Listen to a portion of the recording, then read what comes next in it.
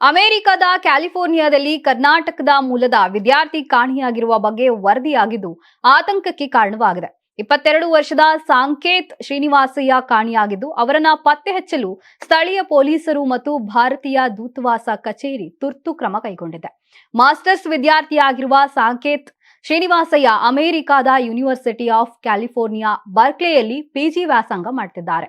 ಅವರು ಫೆಬ್ರವರಿ 10ರಂದು ಕ್ಯಾಲಿಫೋರ್ನಿಯಾದ ಬಾರ್ಕ್ಲೆ ನಗರದ ಡ್ವೈಟ್ ವೇ ಪ್ರದೇಶದಲ್ಲಿ ಕೊನೆಯಾಗಿ ಕಾಣಿಸಿಕೊಂಡಿದ್ರು ಅಲ್ಲಿನ ಪೊಲೀಸರು ತಿಳಿಸಿದ್ದಾರೆ.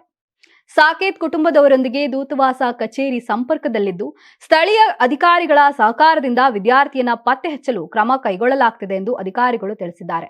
ಇನ್ನು ಸಾಕೇತ್ ಅಪಾಯದ ಸ್ಥಿತಿಯಲ್ಲಿರುವ ಸಾಧ್ಯತೆ ಹೆಚ್ಚಿದೆ ಎಂದು ಪೊಲೀಸರು ಶಂಕೆ ವ್ಯಕ್ತಪಡಿಸಿದ್ದು ಯಾರಿಗಾದರೂ ಮಾಹಿತಿ ದೊರೆತ ಕ್ಷಣ ತಿಳಿಸಲು ಬಾರ್ಕ್ಲಿನ್ ನಗರದ ಸಾರ್ವಜನಿಕರಲ್ಲಿ ಮನವಿ ಮಾಡಿದ್ದಾರೆ. ಇನ್ನು ಸಾಕೇತ್ ಕೆಮಿಕಲ್ ಎಂಜಿನಿಯರಿಂಗ್ ಪದವಿ ಪೂರ್ಣಗೊಳಿಸಿದ್ದು ಚೆನ್ನೈನ ಮದ್ರಾಸ್ ಐಐಟಿಯಲ್ಲಿ ಬಿಟೆಕ್ ಮಾಡಿದ್ದು ಪ್ರಸ್ತುತ ಅವರು ಪ್ರಾಡಕ್ಟ್ ಡೆವಲಪ್ಮೆಂಟ್ ಕಾರ್ಯಕ್ರಮದಡಿ ಯೂನಿವರ್ಸಿಟಿ ಆಫ್ ಕ್ಯಾಲಿಫೋರ್ನಿಯಾ ಬಾರ್ಕ್ಲೆಯಲ್ಲಿ ಮಾಸ್ಟರ್ ಆಫ್ ಸೈನ್ಸ್ ವ್ಯಾಸಂಗ ಮಾಡ್ತಿದ್ರು. ಸಾಕೇತ್ ಡೀಪ್ ಟೆಕ್, ಸೆಮಿಕಂಡಕ್ಟರ್ ಹಾಗೂ ಅಡ್ವಾನ್ಸ್ಡ್ ಮಟೀರಿಯಲ್ಸ್ ಕ್ಷೇತ್ರಗಳ ಬಗ್ಗೆ ಆಸಕ್ತಿ ಹೊಂದಿರುವುದಾಗಿ ಹೇಳಿಕೊಂಡಿದ್ರು.